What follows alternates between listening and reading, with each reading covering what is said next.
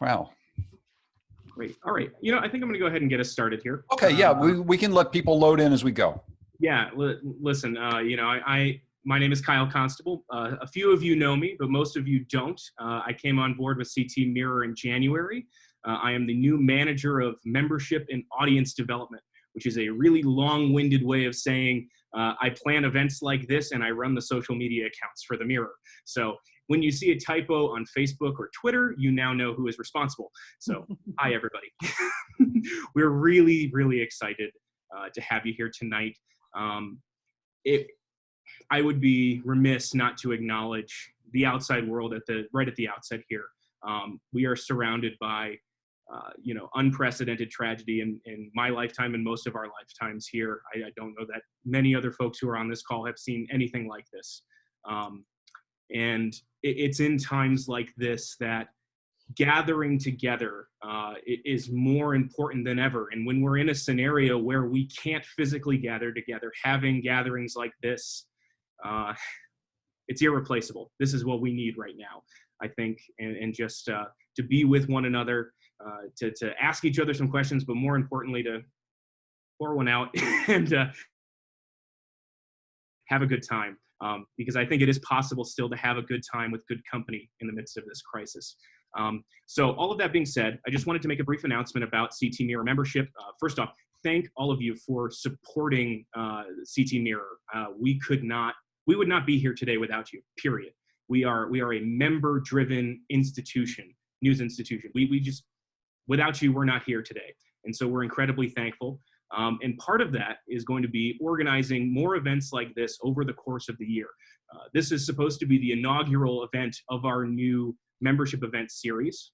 You can expect to see a News and Brews event. It will be News and Brews, not Zoom and Brews, hopefully, once a quarter going forward from here. I'm hoping that in July we'll get the chance to do this in person. But we're going to add a couple of other events, and we're excited to at least tease them for you at this point. Next month, we're looking to do an Ask the Reporter webinar with our Capitol Bureau Chief, Mark Pazniokis, and our editor, Beth Hamilton. Should be a great opportunity to ask questions from the folks who are following this very, very closely every single day.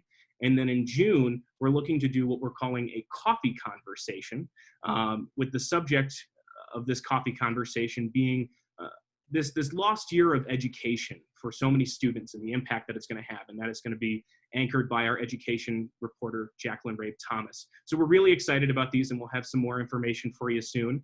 But that's all from me. Thanks again for being here. And I'm going to throw this thing over to John. John? Well, Kyle, first of all, very well said. And thanks so much for getting this together. I think it really is important for us to get a chance to visit. I know that probably a lot of us have been spending time visiting with friends and family in a different way than ever before. I spent an awful lot of time sitting in front of groups of people doing panels just like this. And it's really nice to have the camaraderie of people watching you and listening and talking to you directly. But I think that this is a lot of fun too. And I think that we're going to have a lot of fun here tonight. So let me just explain a little bit about what we're going to do. We've got our wonderful panelists who I'll introduce in just a moment. And we're also going to hopefully get a surprise guest here in a little bit that we'll get a chance to talk with. And I think that that's going to be exciting. Later on, as we go through the evening, as we talk about some of the big things that each of our panelists have brought to talk about tonight, we're going to give you a chance to ask questions, maybe chime in. And all you need to do is raise your hand. There's a little button there where you can literally click and raise hand. And my friend Kyle is going to sort through those and make sure that I can see who's next. Then I'll just call on you, like, I guess it's like live call-in radio. And then you can go and ask your question of one of our panelists. And of course, our panelists, have all done this before as well, so they can jump in at any time. You don't have to wait for me to talk to you. You can just talk over one another. It's a lot more fun that way. Maybe I should introduce everyone first, just so you know who everyone is. And I assume that you know who these folks are. I was going to say to my left, but it's probably different on everyone else's screen. My friend Jonathan Wharton, who's a professor of political science at Southern Connecticut State University. Jonathan, welcome. Thanks so much for doing this. Thank you for having me on board. So the thing I'm going to ask you first, usually I ask people questions about what they had for lunch or breakfast, so we can warm up and make sure we sound okay. But I think because we're doing this tonight, I should ask you, Jonathan, what are you drinking tonight? Well, thankfully it's happy hour. So Yes. IPA, no filter, from Thomas Hooker Brewery, which is one of my favorite breweries. So Nice. At least local to Connecticut on purpose, but this is one of my favorites. You got a local, and I'm listening to you open it up right now. This is perfect. I have to. And of course, Excellent. I have a frozen glass. You know me, John. Have to. Oh, of course. Also with us is my friend Susan Campbell, who is also a professor. She teaches journalism at the University of New Haven, and she is also a columnist for a very long time at the Hartford Courant, and now a columnist at Hearst Connecticut Media. This is so cool, Susan. It's good to see you, first of all, and congratulations on the new gig. Thanks so much. Yeah, and so I have to ask you, what are you drinking tonight? This is embarrassing. I would love to say it's vodka, but it's water. I'm such a lame ass. I'm so lame. Excuse me. No, the best part about that is because we're not on public radio, you can actually say lame ass. I'm so sorry. Now, Bruce Putterman, the publisher, doesn't love the fact that you just said that, but I hope you say it often. Okay, thank you. Hi, everyone. My apologies. This is what we're going to get with Susan throughout the course of the night. Also with this is Keith Phaneuf. Keith Phaneuf is, of course, the state budget reporter at the Connecticut Mirror. I've always called him the Obi-Wan Kenobi of the state budget. Say, bring it. Yeah. Keith, it's good to see you. How you doing, man? Very good. I'm not, as you know, very comfortable in any places where I have to speak or talk. So you might have to get me through this. I will get you through. Well, what else is getting you through this? Are you having any beverages tonight, Keith? And by the way, thanks for letting go of that comment that I'm closed up, because we all know that's not usually the problem. When I would do whatever I would do John's show, he would have to find such polite, creative ways to get me to shut up. But he always did it with charm and class. Don't feel bad, Susan. I'm drinking low-sugar Gatorade, which really is probably a step down from water. We're not sponsored by Gatorade. Yes. But I do get cool points because I'm drinking it in my Connecticut Mirror mug. Well done. Way to step up your SEM, Keith. low sugar Gatorade. All right, so here we go. I'm just going to say, I'm going to show people. This is a collector's item. Some of you may know this. This is a Where We Live pint glass from the 5th anniversary of Where We Live, some many years ago, which is still here. And what we're going to open up first is this is a Mount Pisgah India Pale Ale. This is from my friends up at Norbrook Farms. We have a beer trail in the northwest corner where I live. 4 great breweries. Norbrook Farm, just down the road from me. We have Little Red Barn here in Winstead. We have Great Falls out in Canaan, and we have my friends Brewery Legitimus down in New Hartford. So there's a lot of good beer up here in the northwest corner. So what I'm going to do is I'm going to open up my beer, and I'm going to ask Kyle to come back on. Hey, Kyle, we wanted to do something special here before we got started, right? See if Kyle is back. So I think what Kyle wanted to do is Kyle wanted to try to get a picture of everyone, not just the panelists, but everyone who's actually on this call all at once. He's going to grab a screenshot here. I know, Kyle, can I hear you? I see your name up on the screen. Yes. There you are. Okay. So what do you want everyone to do? So, folks, here's what we're going to do. I know some of you are not ready to be on camera right now, and that's totally fine. For those of you who are and who have a drink in hand, use the raise hand feature. This is a great test right now. A great test of the raise hand. Okay. You went away. You're back again. Oh, hold on. Can you hear me? I can hear you. And here we are. The same thing is gonna happen to you. You're gonna appear out of nowhere on the screen with all of us, and we can do that with up to 100 people. So raise your hands if you want to be in the picture, and we're gonna take a group screenshot here, and it should be a lot of fun. Okay, so yeah, let us know when you're ready to take the picture. So hands are going up. So hold on, we'll see them. They're gonna start popping up one by one here. So hang on. This is going to be just like every Zoom meeting that everyone's been in for the last 2 months. Keep an eye on your notifications, folks. You should see that you're being asked to turn on your audio, and you have the chance to turn on your video, and that's what you can do. Oh, wow. Here we come. Wow, everyone's popping up. This is so cool. This is such a moment. Hey, folks. How are we all doing? It's good to see you. Wow, this just keeps getting bigger and bigger and bigger. Oh. This is a Oh, wow. climactic moment here. Yep, Finally, there are other people who do drink. Thank God, John. that's right. Right. I've got people have their drinks here. Thank goodness. I mean, it's a happy hour. It's like we're still a state of Puritans, the way. This is great. Bruce Putterman has a solo cup. He's been raging all day long. Wow. Folks, this is awesome. I promise I'm going as quickly as I can to promote you all to panelists. Congratulations on being a panelist in the inaugural CT Mirror Team. This is great. Have anything to do with here? All right. It's like Brady Bunch. Right? Yeah. Yeah, everybody wave to somebody next to you, above you, below you. I know, exactly. To the left or to the right. Hey, John. Right. Do the handshake thing, and I clicked on it. This is fantastic. Okay. Have other people done that? Have you been invited to hang out with friends and drink beers I'm here. online? This is something I haven't really done much. I've done it for the last 2 weeks, John. I have to admit. Oh, really? This is like just every day. This is just, yeah. I've had back-to-back like this for FaceTime. Actually, I think FaceTime's even better for something like this. Oh, very nice. Yeah.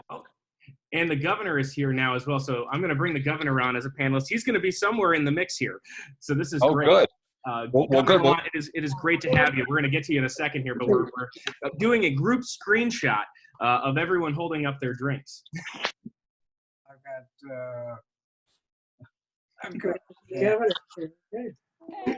Oh, look. Okay, I think we've got everybody. So Excellent. You ready? Okay.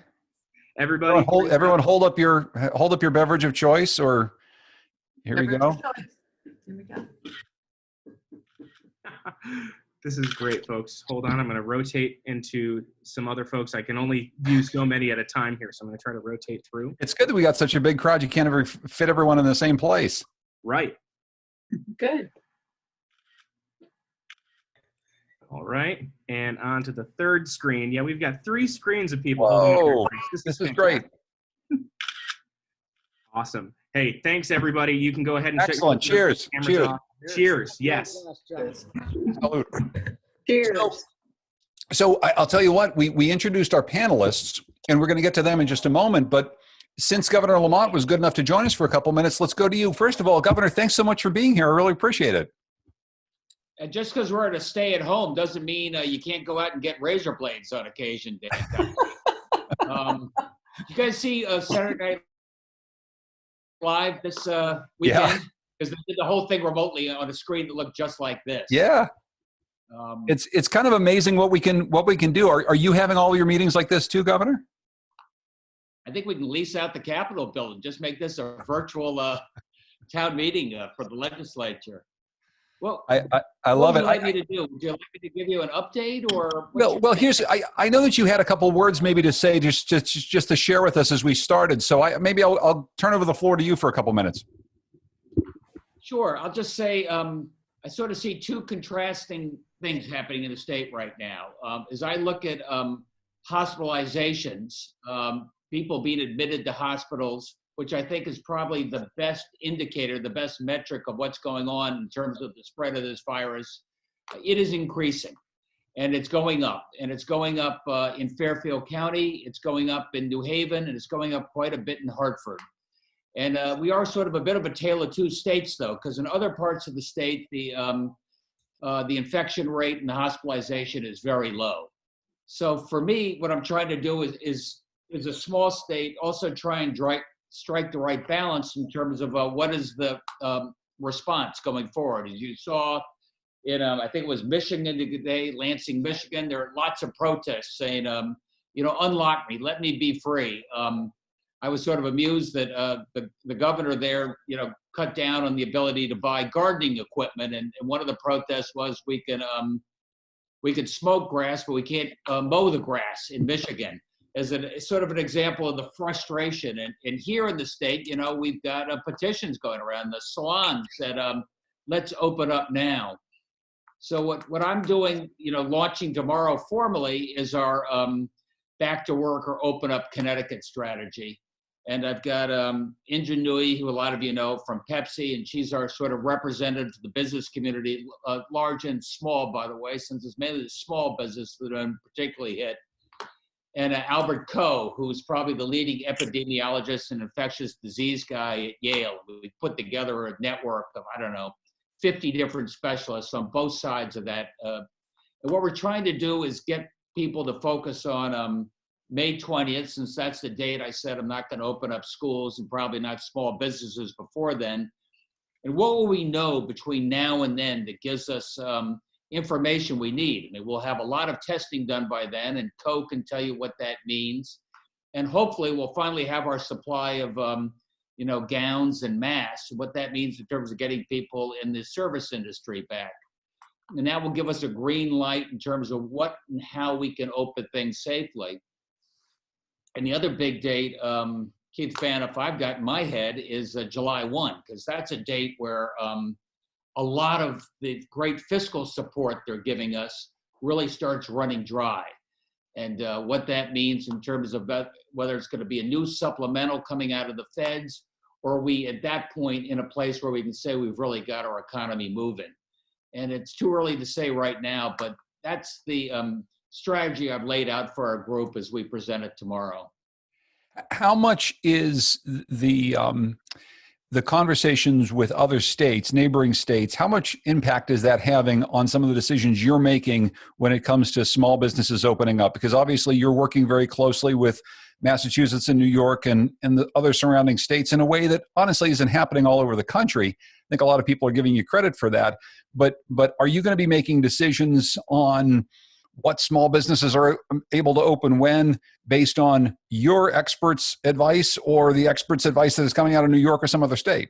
Yeah, John, you know, Connecticut is Connecticut. So we're going to do it based upon what we see. Because let's face it, our infection rates, even in Fairfield County, are a lot lower than they are in central Manhattan. But that said, I learn a lot by talking to the fellow governors. You know, New York's got a state lab that's 10 times the size of ours, and they're leading on serological testing, and we'll be comparing notes there. But functionally, when it comes to, say, opening up bars and restaurants, we closed them down together with New York, and we'll probably open them up together with New York. Otherwise, you just have a lot of people driving around to get that beer. Yeah. I wanted to open it up to our panelists. Did anybody have a question for the governor? Jonathan raised his hand first. Jonathan, go ahead. No, I'd like to change up a little the, you know, monotony of everything. I'd love to know, which governor do you like better, Cuomo or Murphy? Since you work with both of them so much, who's got the better personality?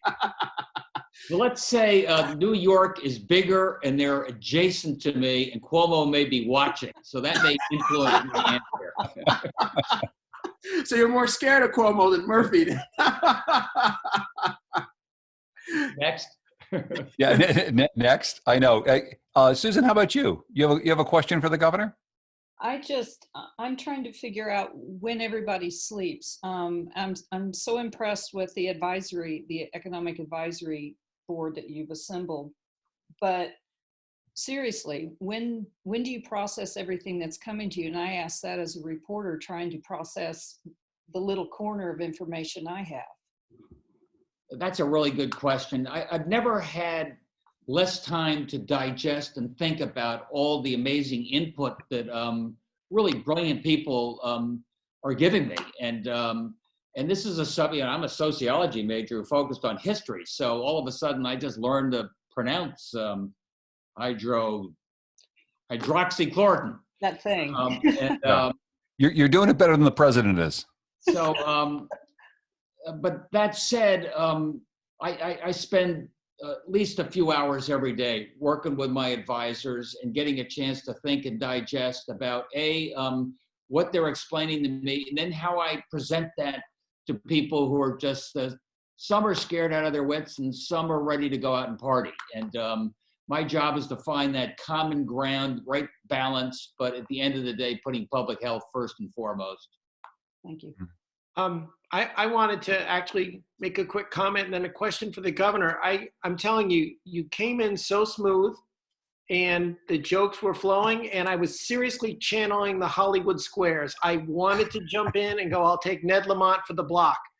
I was, you know, it was really good.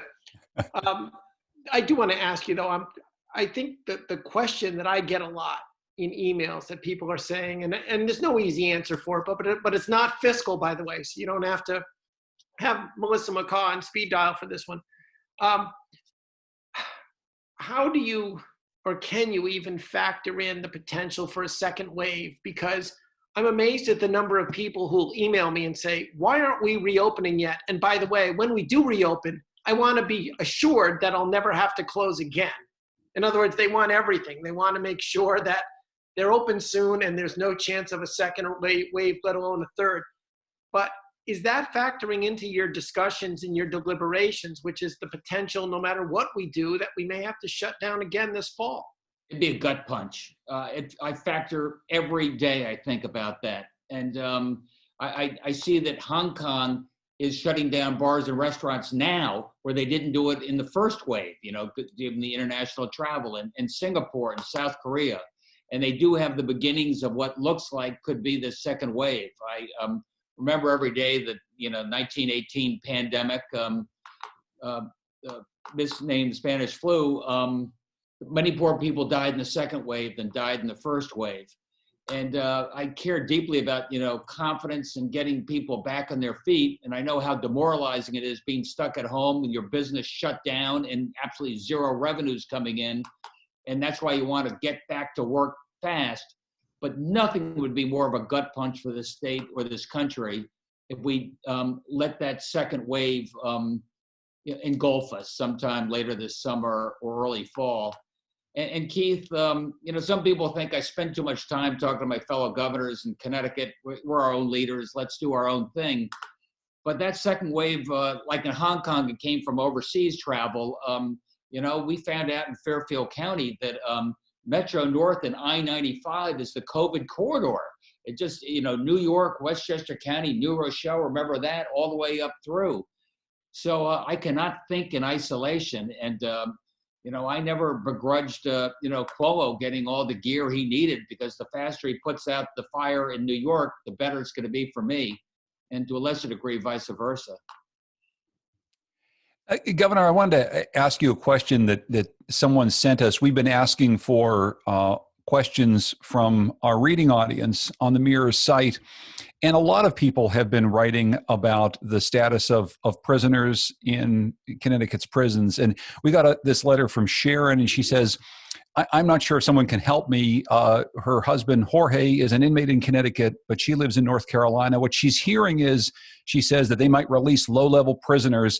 Jorge's a level 2. He's got 4 months, give or take, on a sentence. My question is, what are they going to do with inmates like him that are from out of state, that are low level and don't have or aren't causing any trouble?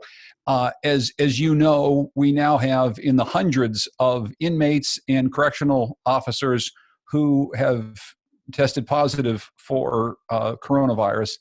I guess I'm wondering what you think the next steps are to take care of the prison population in the state.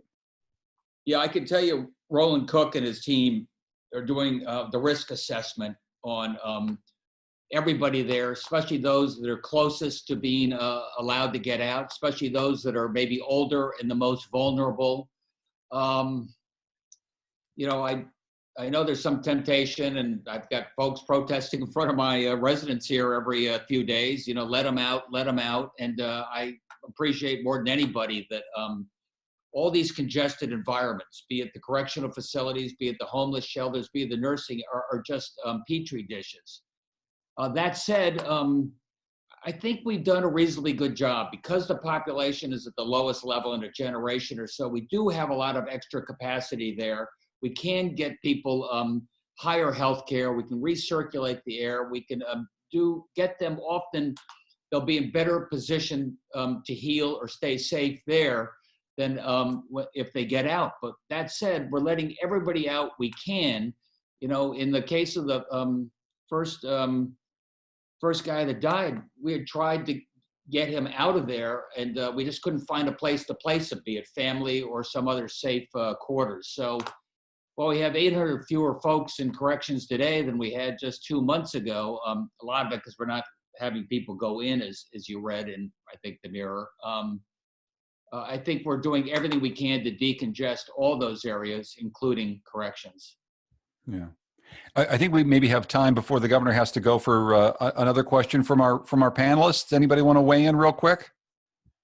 There's some questions from some of the audience. They want to know what's being done to ensure undocumented immigrants can get testing and care that is humane and helps them keep from spreading the virus.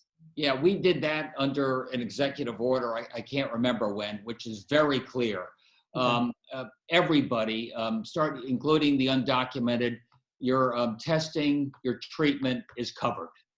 And there's no ICE, so I don't want anybody to feel at any risk. If you're an undocumented individual and if you're feeling bad, you're feeling sick, you've got a permission, we'll get you tested and we'll take care of that. I was really happy today that insurance was able to negotiate for all of our first line responders. They, many of those nurses, they have really high deductibles and co-pays, and we got rid of that as well. So just like for Medicaid and Medicare, everybody is covered, and that includes Susan, the undocumented, because this is a virus that afflicts us all, and we really are in it together. We better take care of each other together, or we'll all be worse off. With that said, now you asked me what I do. Now I get to go home. I'll see Andy. Maybe I'll have a glass of wine. Thanks, everybody. Thanks, Governor. Thanks so much for doing this. I really appreciate it. Ladies and gentlemen, Governor Ned Lamont, thanks for joining us here on this really interesting evening here where we're all getting together for a Zoom session, and we're having beers together, or some of us, Susan, are having a glass of water. I called myself a name. I kept that to it. But before we get started with our conversation with our panelists, and we do have a lot to talk about, I just want to say a couple of things about the Connecticut Mirror on the website. So first of all, I host a podcast that the Mirror is doing. It's a relatively new podcast called Steady Habits.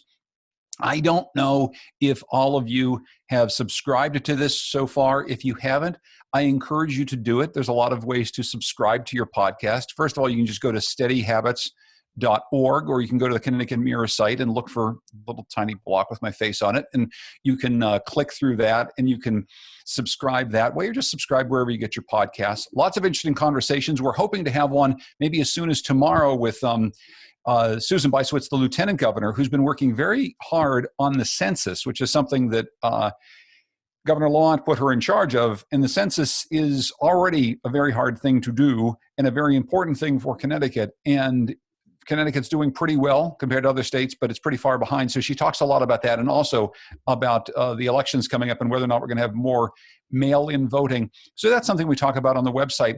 The other thing that I really want to draw your attention to on the Connecticut Mirror site is a big block at the beginning that has all sorts of resources for COVID-19 coverage. There's a lot of great coverage that Keith and all of our colleagues have put together on a daily basis, and I think it's a good place to just click every single day so that you can know what's going on. And the other thing that you should look at on that site, ctmirror.org, is this little tiny button in the upper right-hand corner that says Donate. Now, most of you have come on board here donating to get into this particular event, and I can't thank you enough. It actually helps to keep the Connecticut Mirror going. You've probably heard me do this on public radio before, but it's a really important thing, especially now for journalism, nonprofit journalism. It is struggling across America. But nonprofit journalism, strangely enough, is actually doing better than for-profit journalism. I may, in a little bit, turn to my friend Susan, who's been working in newspapers for a very long time and has seen firsthand how newspapers aren't doing as well as they used to be. If you want high-quality, in-depth news on beats that are important to your life, to find out what's happening at the Capitol, support the Connecticut Mirror. And since you folks already probably do, thank you. Tell your friends, share the stories on Facebook and Twitter and every place online so that other people will know more about the Mirror, and just tell them about that little button at the upper right-hand corner that says Donate. click it there, and it's pretty easy to do. All right, the pitch is over. We're going to move on to our conversation. And I'm going to start with you, Susan. What we asked everyone to do here for this evening is to think of one big thing that you really want to talk about. And so I'm going to turn the floor over to you, and then we'll all sort of ask questions, and we'll have you folks in the audience raise your hand if you want to ask some questions of Susan. But Susan, tell us what's on your mind. I mean, what's your big thing that you're thinking about this evening? The big thing I've been thinking about lately is how, and my question to the governor, I realized sounded like, if you wanted to be a tree, what kind of tree would you be? But I'm struggling with processing everything that's coming. And let me start by saying I'm a freelancer now. I'm not doing this full time. My hat is off to people who are doing this full time.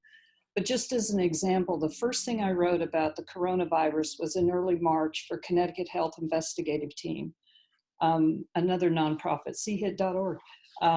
And I wrote the column, and it was going to look at how this would affect hourly wage workers, low wage workers. And I look back at my perspective as I was researching that, thinking, oh my God, I was so naive. I interviewed two different people who worked for two different entities. Before the column was finished being edited, one of the entities, New Haven Schools, shut down. Mm. So we went ahead and removed that. I couldn't get a hold of the woman who worked for the schools. We took her out of the column, Lynn DeLucia posted the column. That day, the entity where the gentleman I had quoted worked for, where he worked, which was Hartford Public Library, shut down. It was like, okay, well, everything I wrote was passé within an hour. And I'm still, now everything I'm writing for all freelance gigs is about the pandemic. And every time I write something, there's this sense of immediacy that I've always felt. And I like to say I'm a classically trained journalist, which means nothing. I went to J school, but we always were taught that journalism is history in a hurry, but it's on speed now. Mm-hmm. And I'm not talking about the politics surrounding, not the press conferences or the briefings or anything.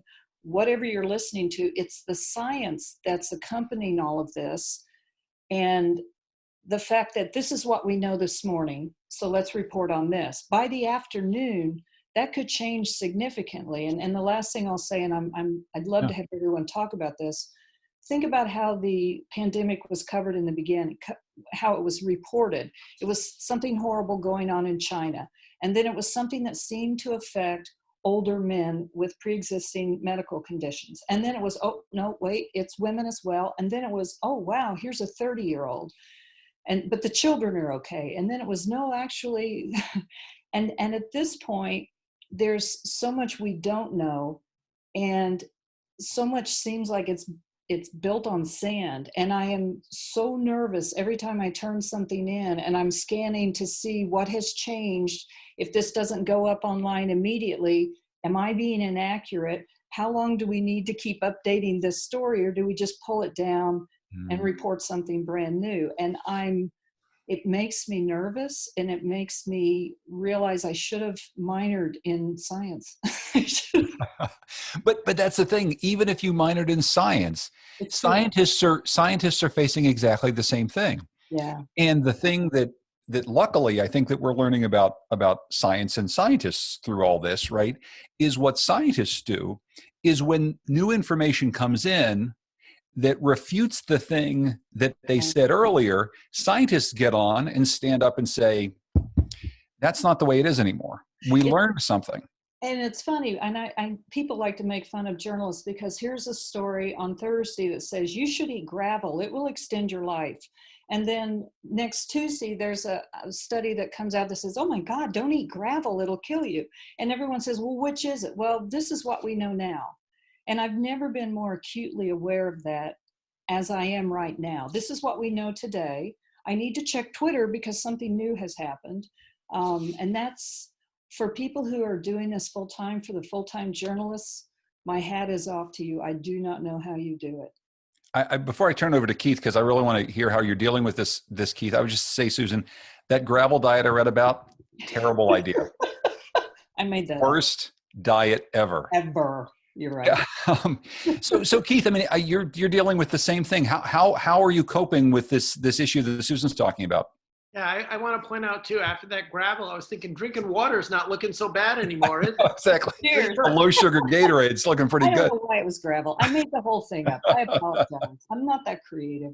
Yeah, I think Susan honestly touched upon the single most important point we're probably going to talk about. And, you know, sometimes we'll use the term exponentially when we just mean things are changing radically. And I'm probably misusing the term here, but I wonder sometimes if there were any way to measure all the different developments in this and how they're, dare I use the word mutating and modifying and morphing. I almost wonder if the stories aren't changing exponentially.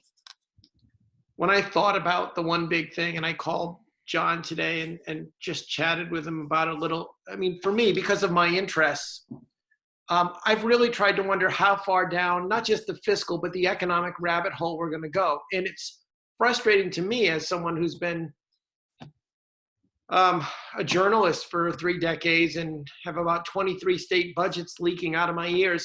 I'm used to going about things a particular way. A leads to B leads to C, and I know how things come together. The first thing I do when I hear, oh, there's economic bad news, is I go talk to analysts and I say, okay, well, we're getting all these different economic models from the Wall Street credit rating agencies and other groups. How does the tax data compare with that? Well, we have no tax data to test it on. Right. Just about every tax deadline under the sun at the state level, at the federal level, has been pushed back. Okay, well, let's look at the jobless numbers. And they're scary, but we also know, without by any means downplaying them, there's a short-term number, and then there's going to be a long-term number. But we have no way of knowing, depending on how long this is going to go, how many businesses don't make it back. How much collateral damage is there among Connecticut restaurants and other stores that closed down with every intention of reopening, because they thought, you know, as Susan pointed out, I mean, there was a time when we were talking about, well, maybe we'll reopen something on March 30th, or maybe again on April 10th. And then all of a sudden, the first time they ever heard somebody say, well, who knows, maybe this could go on all summer, and somebody just stopped. And one economist called this the exogenous shock of our lifetime. And I sometimes think that should be, you know, the bumper sticker for COVID-19 this year. I can't add up all of the unknowns, which is kind of like almost an oxymoronic statement, but we know that businesses are closed, consumers are cloistered, consumers are unemployed. Here's the real thing we can't measure. Consumers and businesses are scared. We talk about, you know, you hear consumer confidence, and unless you're particularly interested in that, you might gloss over it. But it's really hard to measure when you can't buy toilet paper, how much money you're going to spend on anything else. So, and let me stop you there real quick, because Toilet paper was what got you going, wasn't it? By the way, if anybody on the call has toilet paper, you can send it to me in Winstead, because I can't find it out here.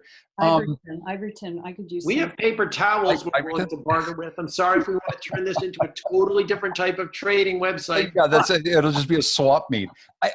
But I think what's interesting about that, Keith, is so there's so many things we don't know about the science, about the economics, about how we're going to chart this. And I'm going to talk to you more about some of the things that you're dealing with in your world in just a little bit. But Susan, you know, Keith just brought up something important, which is people's feelings, which is something that reporters always want to get.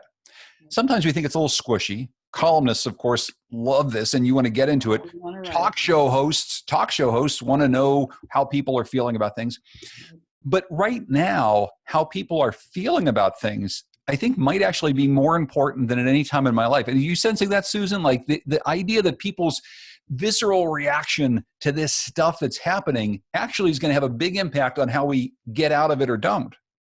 I think that's a great thing to think about. And I think also as a columnist, I feel a responsibility not to say everything's fine, but to believe honestly that it will be fine. It will be okay. A lot of people my age, we draw the connection to covering 911. And there are some similarities, but in that case, there was a horrible event, the rock dropped into the water, and now we're covering the ripples. And in this case, the rocks keep dropping and covering the ripples and how people are reacting to that. And, you know, everybody has their own reaction and it probably changes hour to hour. Is really, that too is hard to pin down. I could interview one person. This just happened. I interviewed one person and by the time the thing ran, his mood had changed entirely. Mm-hmm. You can't anticipate that. I don't think we can have enough mental health resources put out there. I don't think we can write about mental health enough, but feelings are, my sense is at the beginning, a lot of us were thinking, oh, snow day, cool. If we're privileged enough to continue to get paid, where it starts to get real is when you start to notice that if you're not one of those people who've lost your job and now you have to figure out, yes, thank you for putting my rent off, but it's going to come due. Now it's real. We've been at this too long for it to be theoretical. And my sense, and you know, I haven't talked to everyone in Connecticut, is that feelings are pretty raw.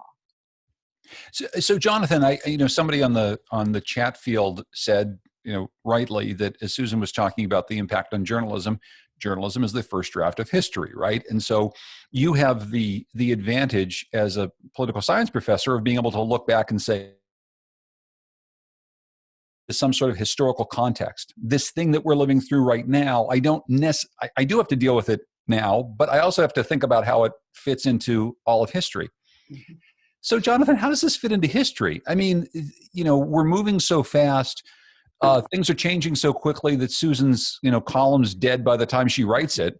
But right. But what about how we look back at this thing? I mean, what are you imagining? Well, it's interesting because, I'm technically trained as a historian. I jokingly always say I have more degrees in history. I only have 1 degree in poli-sci. And I kind of sold out, I guess, for the job. But in reality, I kind of try to, put both lenses on, especially in terms of covering something like this. I think this is just highly unusual. This is not a 9/11. This is not like following an earthquake. This is something that we don't know how to measure and how to cover. And so as an academic, as an author, this is something that is more pronounced than anything that I can ever imagine. And I think that instead of maybe contextualizing as one kind of experience, we have to take a step back and realize that it's something that's an anomaly. It just does not stand out as anything that's very similar. And in reality, that's the human phenomenon. We go through all these different stages, through all these different generations, and we try to compare one generation with the other and what everybody goes through. You can't do that. You have to offer more context because it's more nuanced than just, one lens or a couple lenses. It's something completely different. And for something like this, it's going to call for something completely different. Measuring and tracking down a lot of information. Keith, did you want to say something? Yeah, and I got to give credit where credit is due from one of our very loyal Mirror fans and one of the best journalists out there, Barb Nagy. She wanted to know what's the new normal? Where's all the money going to come from? And that raises to me just one more unknown, which is an unknown journalist faced.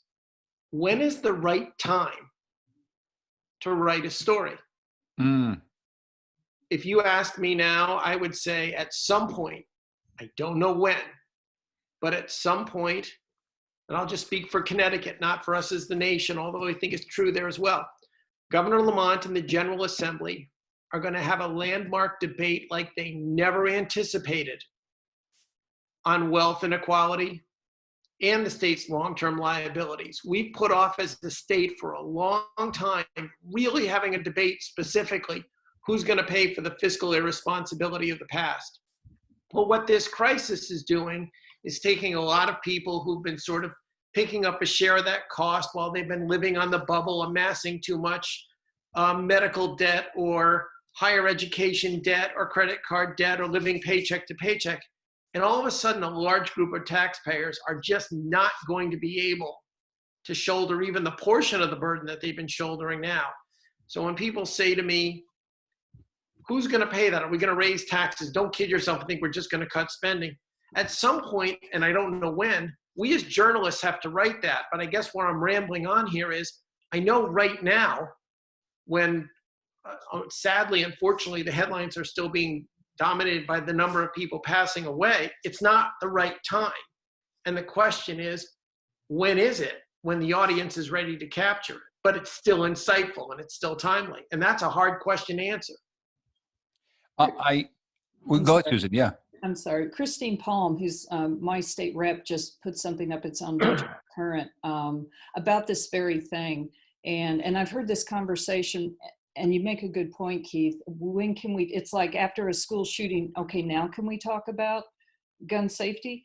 I would encourage everyone to go read it. She talked about this very thing, that now is the time to start thinking about, we see how so many of our institutions were built on sand and public trust. And I think I understand this.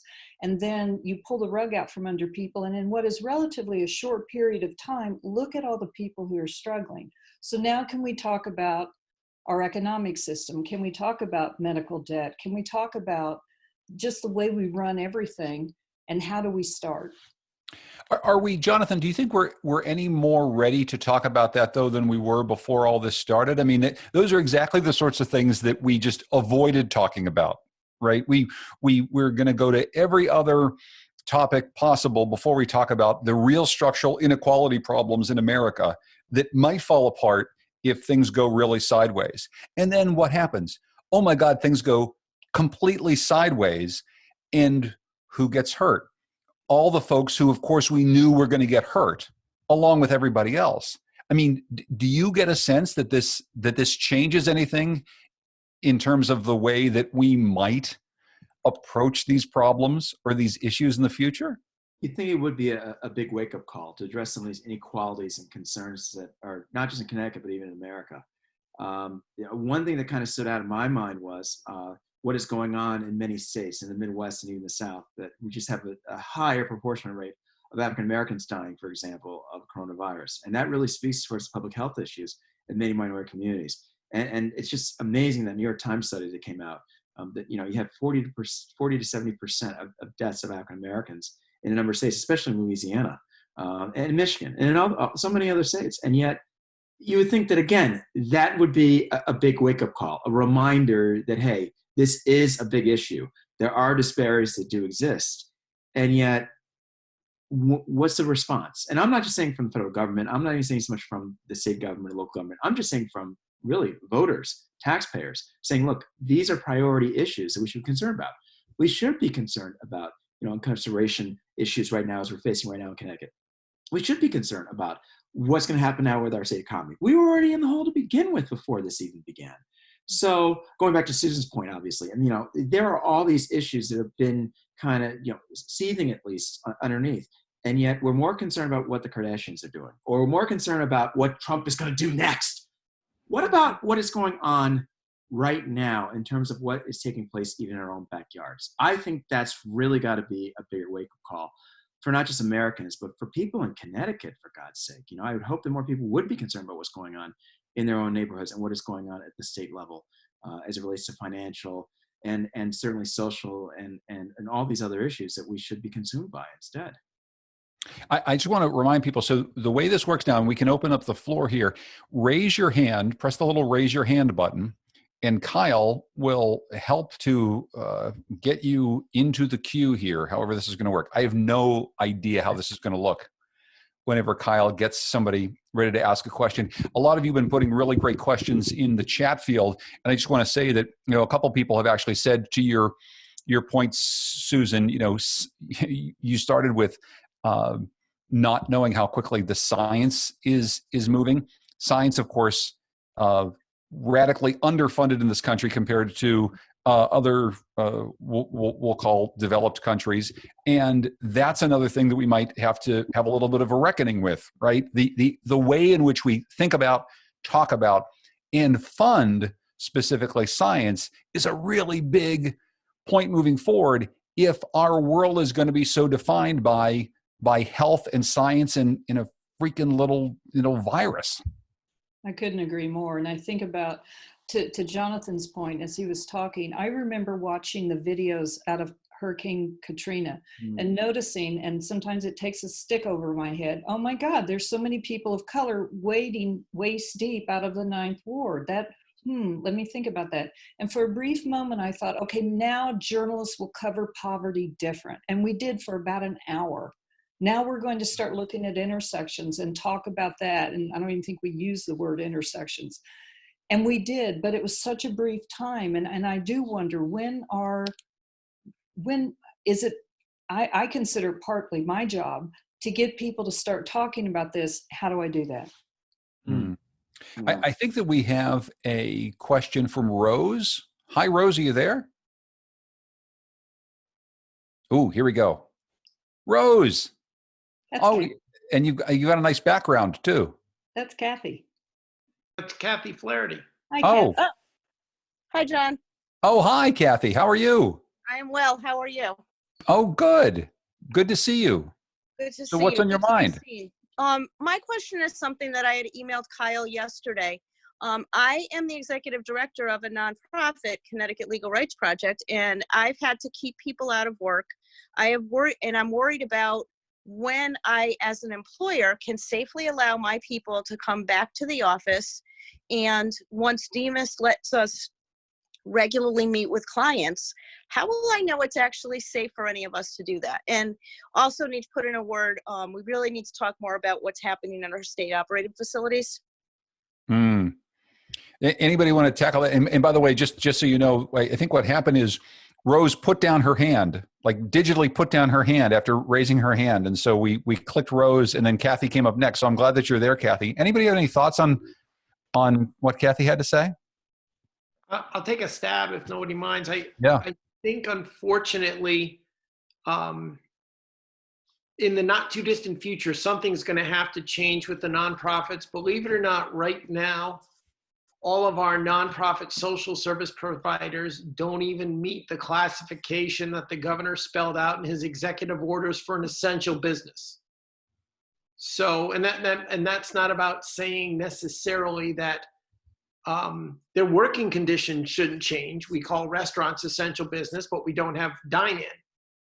But if the state starts saying, well, wait a minute, the people who work with the developmentally disabled, the people who work with people with drug addiction problems, the people who work with abused children are essential, then they have to start making some changes in terms of perhaps funding and other rules to accommodate these. And right now, I think that's the bigger fundamental problem is, at first, it goes back to Susan's point, we entered this not knowing how long it was going to go, or thinking maybe a little bit of wishful thinking, maybe it just won't go that long. And then we got overwhelmed by all the other stuff that this pandemic has brought. And all of a sudden, our to-do list grew exponentially. And this is one of the areas that's kind of lost ground on the state's to-do list. And that is a private nonprofit sector that, as John knows, if we were talking about it in terms of money, the amount of money the state government spends hiring the private sector to deliver state-sponsored services, it'd be bigger than the prison system, the DMV, and the Department of Transportation combined. Mm-hmm. But we don't really have a full-blown blueprint on how to keep it going. How's that for spelling out a problem and offering no solution? If John, if you don't mind my counterpoint, Keith. Please. Not to disagree with them, but maybe add a little more of a wrinkle to it. Because, I'm constantly teaching public policy classes. I'm now at the point where I'm almost teaching it every semester. Not that I'm against it, because I love teaching it. But the reality of dealing with public policy is it is very messy and difficult to know exactly how to craft legislation and the proposal, like what the governor was attempting to do, and all the governors, to address an issue that's not quite known. And you even brought out the time in terms of how it changes, how it can shift over time. It goes back to the article piece and even journalist piece. Sometimes when you're crafting legislation and policies, you're hopeful that you're addressing an issue, but you're not solving it 100%. So sometimes what has to take place is that you have to take a step back. I would hope that the people who are involved directly in writing some of these policies and issues would take a step back and say, okay, what can we do to amend, to change, and address the issue in a better way? And I would hope that was what's going to happen in a situation like what Kathy brought out. I would hope, because that's typically what happens in public policy drafting. I don't, just for what it's worth, I don't disagree with anything Jonathan said. I think he's spot on. I would just also, I guess, add to his addition. Forgive me, John, as I'm groping for an analogy here, but the nonprofits are like a huge mass of red ants. And I'm sure that's exactly what they want it to be compared to. But if you just see a few of them on the ground, it's not a big deal. But then you realize when you see them all working together how large they are. They fall through the cracks of a lot of policymakers' minds because these small community-based agencies seem so tiny until you step back and you look at how many of them there are all over the state forming the safety net. And I think the frustration on their level is they're saying, you know, we've been this, I'll stick with this analogy since I'm committed to it, we've been this mass of ants for decades. When are you folks going to realize that we need to go higher up on the priority scale? Yeah, I mean, and I think... And you don't have to work with the massive ants analogy, John. You can go I think I'll move away from the massive ants analogy. And I think that what they're saying is, who do you think is doing this work? Who's doing the work? We are, right? It's not happening for free. Go ahead, Susan. Yeah. I think it's going to be really challenging, especially because for a lot of nonprofits, this is their fundraising season. This is when they do all their galas and things like that. And this is when they bring in the bulk of their funding. Forget state funding. This is when they bring in their budget. And they're not doing that. And it's very hard to do this virtually. I know Journey Home in Connecticut, which is the lead anti-homeless agency in the Hartford area, they're going to be operating at a deficit. You just name a nonprofit, they're going to be operating at a deficit. Then you're looking at people who normally might be able to donate, they haven't had jobs. So I'm really wondering there at the other end, wherever the other end is, yeah, who's going to pay for this? Yeah, no, I think that's a great question. And, you know, we can talk all we want about the struggles of nonprofit journalism, but at least we have broadcast antennas and printing presses and ways to get our message out to people. It's really, really hard if you're a small nonprofit providing direct services to people to get any money in this time. Adam, I think, wants to join the conversation. I sound like I'm doing a call-in show. Adam, are you there? Welcome to the show. Adam, hi, welcome. What's on your mind? Oh, he's almost there. Oh, somebody said that we lost sound. No, we just don't hear Adam. Okay, well, maybe we'll move on to Adam, and if we can get Adam back. I see Adam. Yeah, he's muted actually. Adam, oh, maybe you're muted. He's muted. It looks like he's frozen. That's, I think, the problem. I think Adam's connection has gone bad. So, Kyle, what we're going to do is we're going to put Adam back sort of in the queue here because I'm wondering if maybe his connection is bad, and we'll get back to him in a moment. I'll tell you what we'll do is let's move to Leo. Do I have this right? Leo, are you there?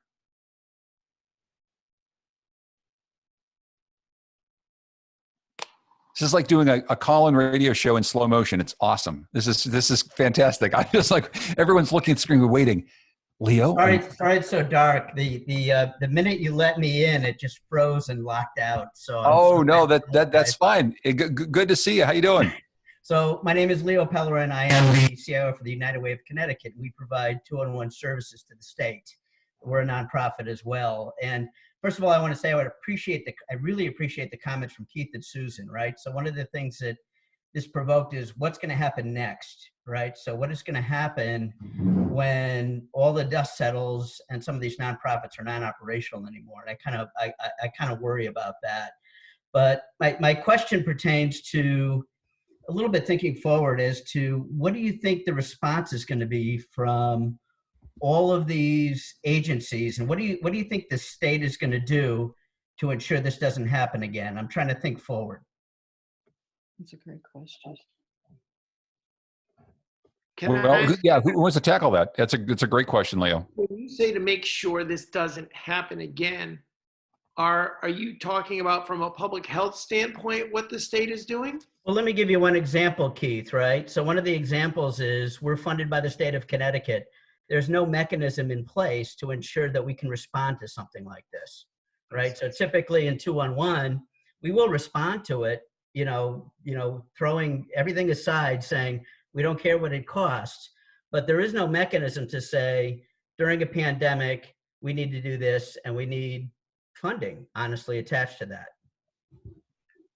Well, I'll take one quick stab at it. I think you'll see two types of things. I do think, I don't want to say there's never been any type of training for a pandemic in terms of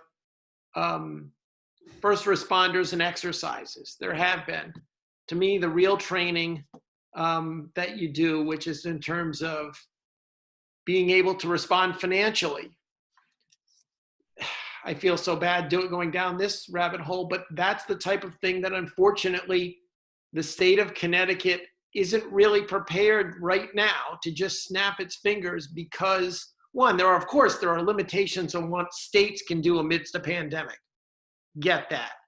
But coming out of this, if Connecticut wants to, let's say, maximize its ability to mitigate a pandemic until the federal government steps up, right now, we've got our hands full kicking the pension problem down the road. And until we come up with a strategy for that, we're going to be limited on how much we can do. And of course, there'll be the political argument, well, a pandemic is really bigger than any state, so why should we invest all this time trying to mitigate it? I'm sorry to be so cynical. I'm not sure that you'll see after this a substantial state investment to better position itself financially. Let's bring the governor back now. He might know. I think he's already having that glass of wine. Probably a Chardonnay drinker. Yeah, I'm not sure. Hey, Adam, who joined us before, but his screen kind of froze up. I think Adam is back. So let's try to get to Adam again here. And Leo says, thank you. Adam, hi. Good. How you doing today? Doing well. What's on your mind? All right. Well, my question is regarding about the prison population. This morning yesterday I looked at the numbers, and Connecticut, the black men over 18 is only 4.6% of the state population, but they represent 43% of the prison population. And as far as I can remember, it's always going to be some kind of criminal reform is going to be done, but hardly anything. So what can be done about that? Because black men over 18 is almost 10 times likely to be in prison compared to white men. And I work for the state of Connecticut, and you hardly see a lot of departments, you don't see a black man. When it comes to white, there's a one-on-one, one man and one woman, almost every department if you look at the data. But when it comes to black, there's a 3 women for every 2 black men, because so many black men have been criminalized and can't get a job. 40% of black men over 18 in Connecticut has a criminal record. I know there was a plan to do a clean slate, but since the coronavirus, I think that's kind of, everything's on hold right now. But what is the plan for the future? Well, that's a big question, Adam. And I just before you go, I want to ask you sort of as a follow-up. I asked the governor about the problem of COVID-19 in the criminal justice system. We've heard across America and across the world that the problem of coronavirus has hit minority communities much harder. It's hit the African American community especially hard. And in our prison system, what we see is, as you just rightly said, overwhelmingly, our prison population is made up of African American and Latino men. And so they're going to be hit even harder with the coronavirus there.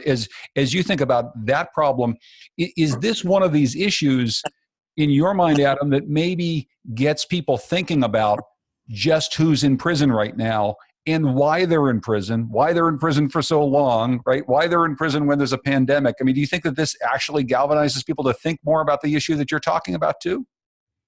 I think so, yes, because the issue is just, it's been talked about for a long time, but it seems like the numbers gets worse and worse and worse.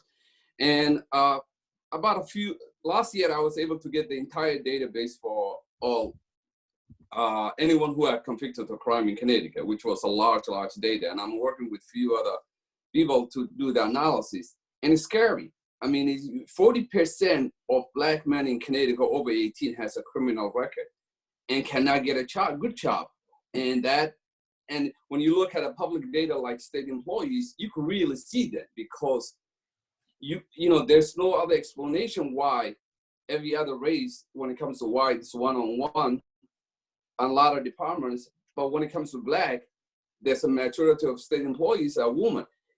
And 30% of Black men work at Department of Correction. There's a lot of departments don't have hardly anybody. And you know, that issue is, I think that data needs to be looked at it in, and I'm working with few experts with that right now. But it's scary when you look at that data. Yeah. Adam, first of all, thank you for the question. It's such a good point. Does anybody want to jump in on this? Because I think it's such a big structural issue. Jonathan, go ahead. Yeah. Certainly, because this is an issue that comes up over and over again in my classes, especially in Connecticut politics, John, as you can imagine. Many of my students have presented similar data. They've been very concerned, especially comparing Connecticut to other nearby states. It is a higher, proportional number than most states. And unfortunately, there's been no real resolve in terms of finding a pathway of, one, addressing sometimes drug decriminalization, and certainly we're facing this right now in terms of marijuana legalization and possession, because many people face those kind of charges too often. And what do you do about addressing that? In addition to judicial reform. It's interesting. It's Gary Winfield, who I think you all know is my state senator and actually my AUP rep. He and I have spoken about this over and over again about judicial reform issues. This is a big issue that has not gone away. And I often wonder, is there a better pathway, especially as it relates to job training, education, finding ways of at least getting more people who have been incarcerated or even before they've been incarcerated, addressing this issue. I knew in New Haven, I think you all know about YouthStat. That's been a big initiative that New Haven has attempted to do with getting and helping teens with mentoring, and certainly recreation programs, and certainly with jobs. I think it's got to be kind of a multi-pronged effort to address, where it can't just come purely from the feds. It can't come from just the state. It's got to come from local government too, to address a lot of these complex problems. And this is the part of the conversation. Quickly, I just want to remind people that Professor Wharton is a Republican. And and the reason I remind people that Professor Wharton is a Republican is because, not necessarily because Republicans in America have a particularly different view of this. Obviously, a lot of conservative scholars and quite a few conservative politicians have pushed very hard at major reform when it comes to the criminal justice system, because they see some of the same things. But I think, to the point of our questioner, and I think to a lot of people's point, there are certain issues that are just more important to different people in different parties, right? And this is something that is being raised by maybe people who are out in front of Governor Lamont's residence right now saying we need to free more prisoners so they don't get COVID-19. And it's a big issue of Gary Winfield, a Democrat. What do you think the response should be of your party when it comes to massively taking on the idea of criminal justice reform in Connecticut and America, so that we change this, we flip this on its head, so that Adam doesn't have to ask that, question with those crazy numbers about how many young Black men are in prison? Well, I think we have to look at the data first up in terms of politics. Obviously, this is very much a blue state, in terms of voters and politicians and the leaders who are in charge. So I could certainly purport and suggest and come up with ideas left and right, but in reality, this is certainly a Democratic stronghold of a state. So if you're going to see any real reforms, it's going to mostly take place among Democrats and not so much among Republicans. I think for some Republicans, though, they do see the merit of addressing, the imbalance as it relates to a lot of these drug charges. I mean, that's why some of them have been on board with legalizing marijuana. I'm not saying all, but some.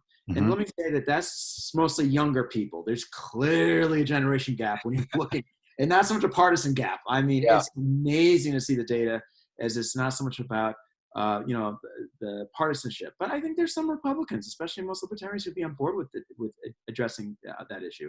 I will say that one big thing that the party has been suggesting and pushing is to find better pathways of getting businesses out in many communities, to provide for as many incentives as possible, to getting jobs and help out with job training and mentoring and apprenticeship, and do whatever you can to work directly with the community to provide for a lot of the employment issues. I mean, look, one of the root causes of, oftentimes a lot of these charges is just the unemployment situation. I think we forget in Connecticut, the unemployment situation in inner cities is just amazing, right? I mean, nationally, we might be, let's say 2 months ago, 4%. In the state, we've hovered somewhere around 7, 8%. You go to many of these cities like Bridgeport and Hartford and New Haven, the numbers are double, triple that, depending on the neighborhood. So what the Republican Party has been pushing for is find better pathways of helping out businesses in the community to expand out opportunities, to help out with job training and apprenticeship. And that's really what's has to take place locally at the community base, is to address a lot of these social problems, get to what's going on economically in these communities in the first place. And John, quite frankly, that's one of the main reasons why, yes, I do teach state and local government and why I am a Republican. Yeah. Is anybody else want to weigh in on this real quick before I move to our next person from the audience here? Okay, so Carlisle is up. Let's see if we can get Carlisle up here on the screen. Oh, hi there. How are you? Oh, I think you're muted. You must unmute. Yes, okay. Here I am. There you are. How are you? I'm good. How are you? Good. Thanks for joining us. Well, thank you. I know there's been a lot of emphasis on testing in not only Connecticut, around the country. And that's to see what the situation is right now. But I'm thinking when people go back or have the ability to go back to work, what kind of policy are we going to have to test for those who have already had it? Those who are asymptomatic, those who maybe had it light and didn't even realize they had it. But that's going to be, I think, critical for knowing who can go back to work, when, and what kind of environment. And also, if it shows up again, those are going to be the people who we think are through it and can get out into the environment. That's a great question. And this idea of the antibody testing, figuring out who might be able to go back to work, who's not going to get this, is a huge thing. I don't know, Keith, Susan, are you hearing anything about this, particular issue and where we are with testing in the state? I really haven't. Keith, have you? Well, the governor has started to talk about enhancing the testing for antibodies. For the folks who have developed the antibodies, I don't know that it's part of a full-blown plan for getting folks back, as much as it is a plan for trying to, as part of a larger thing, if we're doing the testing to control community spread so there's not a second wave, because, and I could be wrong, I don't know, is there conclusive evidence yet that somebody who has had COVID-19, who's developed the antibodies, who's defeated it, still could not play a role in community spread the next time around? Nope. And pass it along to someone else. So, I mean, when I've seen this discussion, it all still comes down to there are certain types of jobs where we want to know, okay, if we're starting to bring people back, are you carrying a temperature? Are you potentially carrying, do you have a temperature, or are you carrying the virus? And it's good to know if we can find that type of information out. But until we get a vaccine, and I hate to say it, even then, I think there are going to be limitations as to how much we can relax the social distancing. I don't think that there's going to be any way until there's a vaccine, and one that's really taken hold, that is successful in preventing some folks from getting it and others from getting as severe of a case of COVID, until you really see a significant change where you almost forget about social distancing. Some people, I think, don't want to accept that, but it's going to be around for a while. Oh, God, it kills me, Keith. I am not a social distance person. I'm sorry, I'm a Pisces. And, this is driving me bonkers. And trust me, I've been practicing it. I'm almost paranoid now going to the grocery store. I just even went today to get my nachos and chips and junk food. My friendly's ice cream, by the way, was on sale, big Y. And yet, I just can't fathom social distancing for another month or two. It just... John, forgive me, because I am going to draw one more parallel to the state's pension debt. You know, when I go around and I'll give a talk on how much pension debt Connecticut amassed over 70 years, and I get that reaction from folks where they're just like, no, it's this understandable indignation. It's like, I don't want to have this. And the response that I always think of is, welcome to the land if you don't have a choice. It's sort of the same situation here. Take it up with the microscopic organism. And I'm not dismissing because I share Jonathan's feeling. It's just welcome to the land of we don't have a choice. Right. That's the land of steady habits to the land of we don't have a choice. Actually, so Jonathan, speaking of social distancing, let me get to your big thing here. Yes.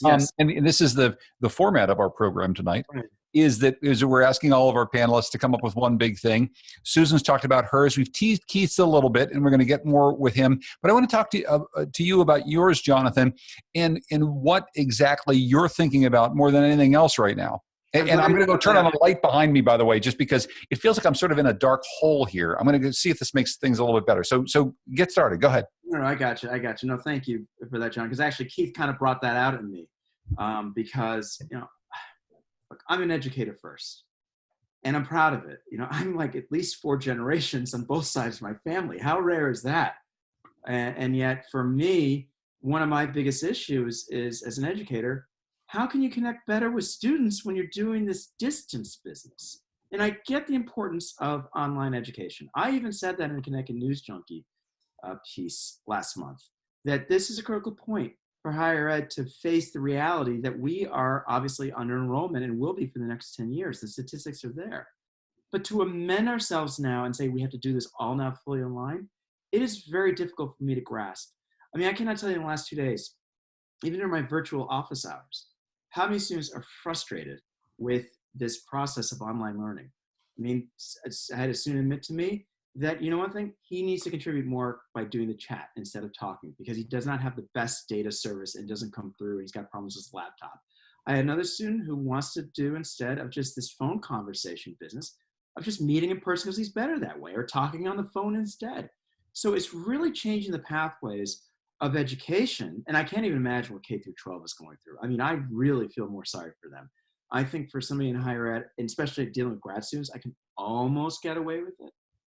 But this has been my big frustration, is how do you learn except being in a space where you get to exchange and discuss and dialogue? Trust me, I will learn.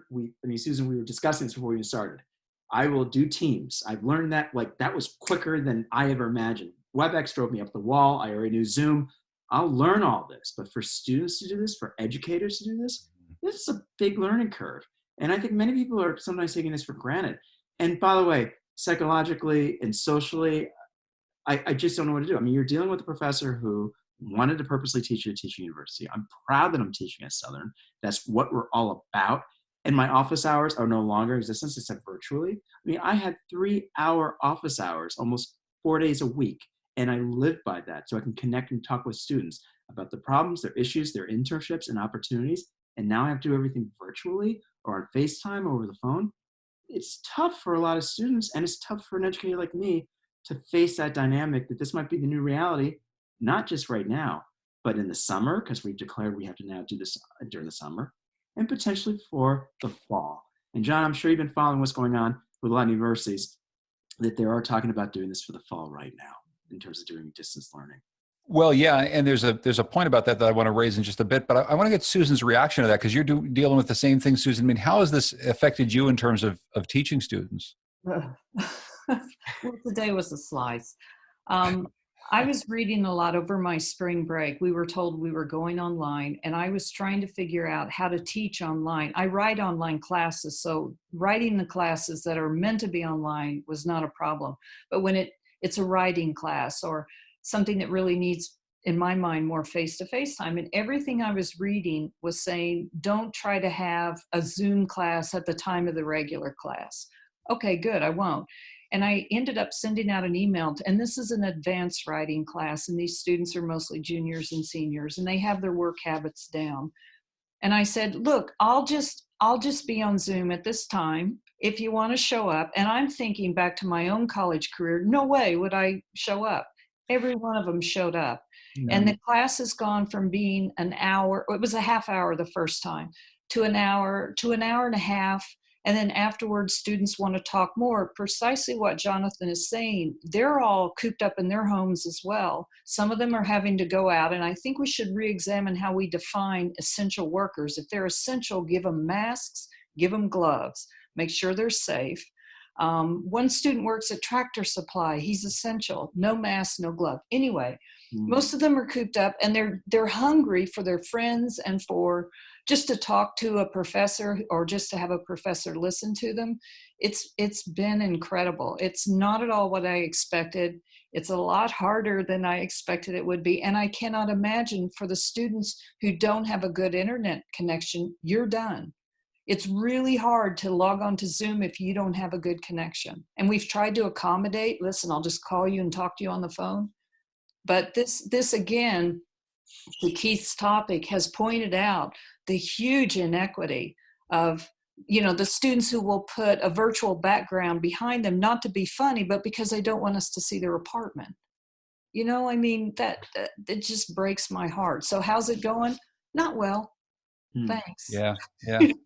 I'm trying, but I know, Keith. Just to build on what Susan said, we were talking earlier about what do we cover as journalists when we are hopefully on the way up? When is the right time to say, hey, here are some of the debates we're going to have, excuse me, not COVID, that's just that case of cooties from elementary school I never got over. When do we start having these debates about what steps do we take to prepare in the future to mitigate problems? One of the ones, John, your favorite economist, Fred Carstenson's already been telling anyone who will listen, we will have a debate after this about our IT infrastructure as a society, and particularly as the state of Connecticut. Boom. Very similar, I won't say identical, but similar to the type of debate we had about transportation, except mercifully tolls won't come into the argument. But Hallelujah. There will be demand for data processing capacity, for fiber optic cable, you name it, because there'll be a certain portion of commerce that's gone online that will never go back. And I don't just mean people going to Amazon.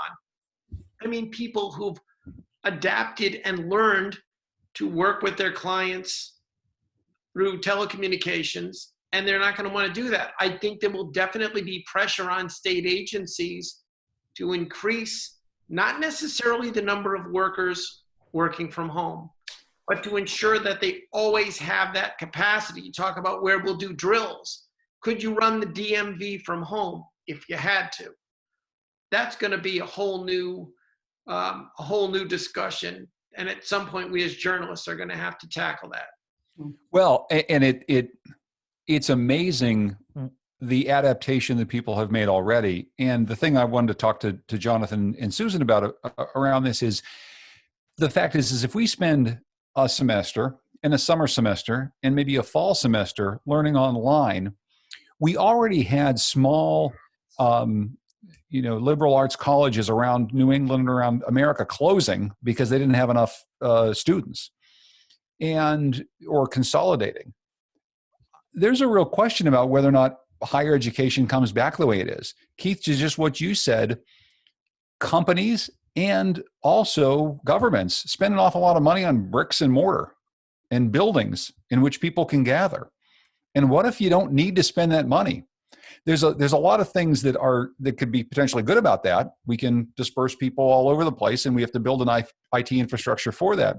But in some cities like Hartford or Bridgeport, there's an awful lot of vacant storefronts already. And if there's not a big clamoring for people getting together in spaces, I don't see how that's going to be better than it was in the past. Well, John, you put that on top of what I mentioned earlier, the fact that the data says in the next 10 years, the enrollment at public universities is going to drop off. It already has.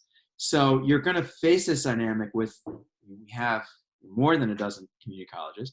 We have 4 regional universities, and of course we have University of Connecticut, which might as well be a whole other planet.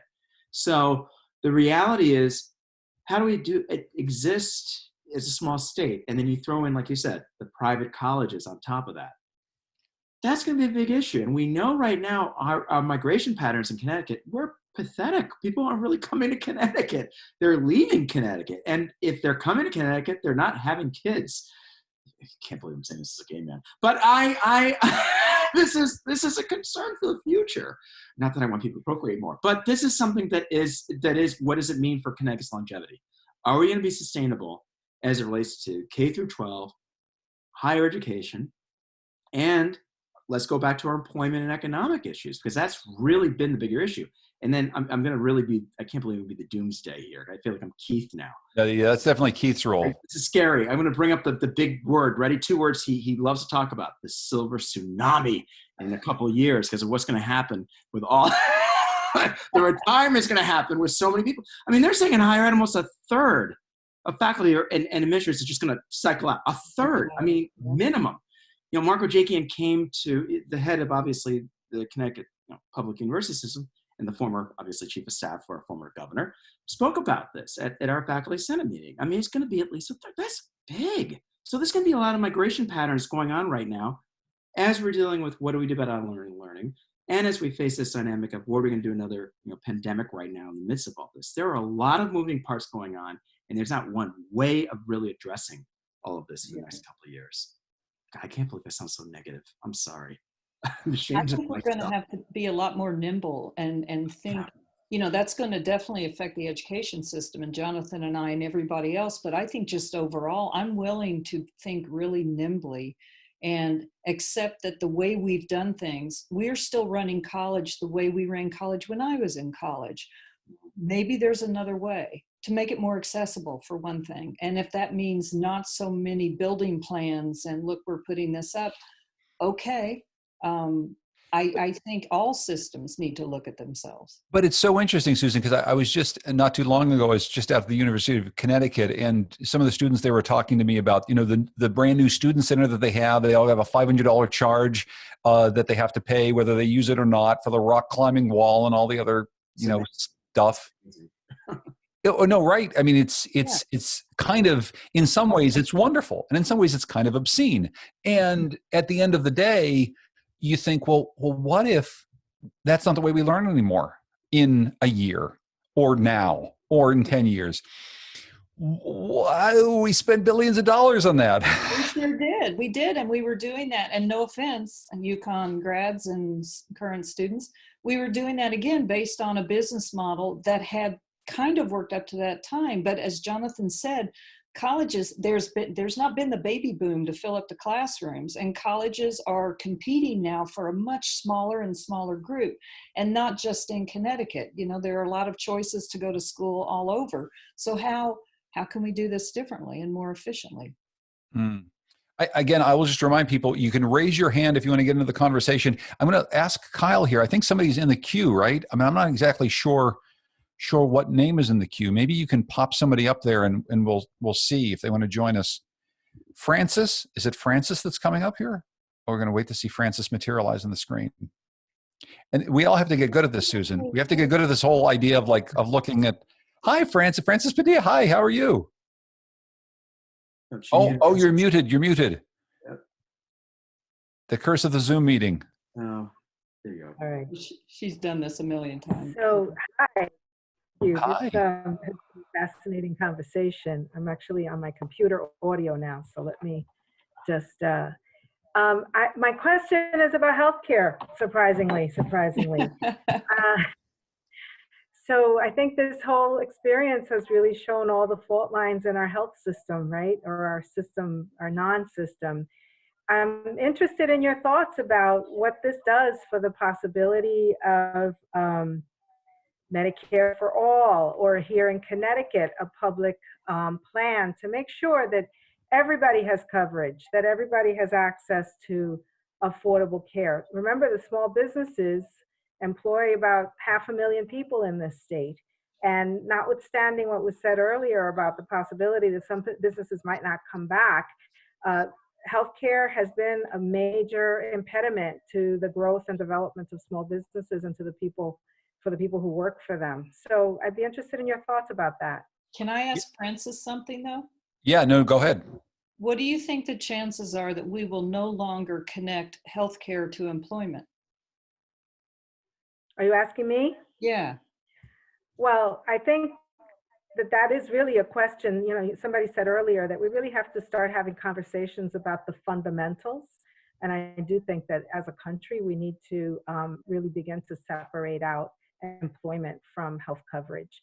And the only way to do that really is to get government to play a much more robust role to negotiate, use its negotiating leverage, both at the state level and at the federal level. And I think the states are going to lead. And what I find fascinating about what's been happening in New York and now with the governors on the East Coast and the West Coast forming coalition is that they're starting to think about, wait a minute, we can be negotiating using our leverage and our purchasing power with companies that are providing services and products. And I think that, you know, we have a system right now in this country of insurance being regulated by each state, excuse me. And maybe that's going to be different. And perhaps we can, you know, of course, to get to really separate employment from insurance, we have to do something about ERISA. But states might be able to make some major baby steps, major steps in the right direction, working in coalition. Thank you. No, it's a great point. So Keith, I mean, I don't know if maybe you can handicap a little bit of your thought about this. I mean, on our podcast, I talked to Kevin Lembo early on about his plan for a public option, a plan that seemed like it didn't have much of a chance during this legislative session. And now, of course, we don't really have a legislative session, so it doesn't necessarily have a chance. But coming out of this legislative session, there certainly is a different conversation about healthcare, to be certain. Does anything change in the way that we think about either a public option that the state might provide, that they, you know, use some of the buying power that they have of state employees to be able to get more small businesses involved, or actually move towards something that has been talked about an awful lot on the campaign trail by some candidates, something that looks much more like, you know, Medicare for all? I think personally, and I agree with you, the public option was not going anywhere this year. Everybody knew it. There was going to be a polite election year discussion, and then there was never going to be a vote, and they were going to move on. But I do think you will see, because of this pandemic, you will see more of a discussion of it. And you'll also have to see a little bit more of an in-depth discussion, because one of the big opposing points, it's not always raised publicly, but is, will it destabilize Connecticut's private insurers? Will it draw business from them to the point where, because it's still a big industry in Connecticut, they can't function. And I don't think, I'm not leading up to this is going to lead to some point of single payer system in the near future, because I don't think as a state we're ready to look at that.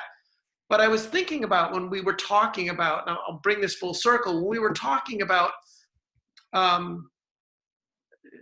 what if we start learning remotely more often at the college level? And I was thinking, okay, we can have that discussion at the college level, because there may not be a constitutional guarantee that everybody gets to go to college. It's a shame, but we know there's not. But if we start talking about what happens if we start teaching more at the elementary and secondary level, now it's something that's guaranteed for all, and you can't have people falling through the cracks. You can't say, well, everybody's going to have some summer school classes this year remotely, except all the poor families in the cities where there is no computer in their home.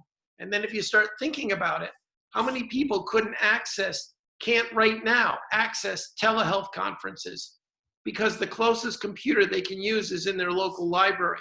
Or how many people have a relationship with instead of a primary care doctor, a school-based health clinic that they can't get at?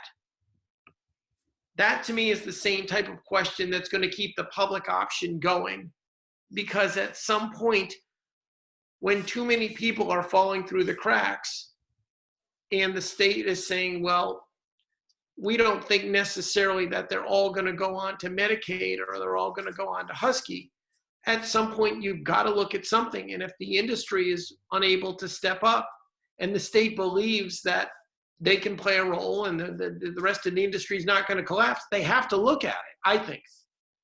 And I don't mean they should. I mean, I think they will. Amen. Sorry. I'm not trying to weigh in as a journalist. I'm just saying I think the math is going to lead them there, and the political will follow. Well, let me, if you don't mind, John, I'll kind of chime in on this. Yeah, please. I think she brought out a very good point with her question, and I often wondered this, and I've debated this even in my own classes. Should it always be the federal government that's got to be the one to resolve something like this, or should it be more the state government? And certainly she brought out the council and the pact that's been created. I don't know, I'm kind of fascinated by what's taking place in terms of the state's resolve. It's saying, look, the feds can't do it. Maybe the state should be the one to do it. Well, but I just heard this past week, Jonathan, that the federal government has like absolute authority to do anything at once. That's what the president said. Well, look, some people could argue that, but we have something called a constitution. Now, look. The Constitution.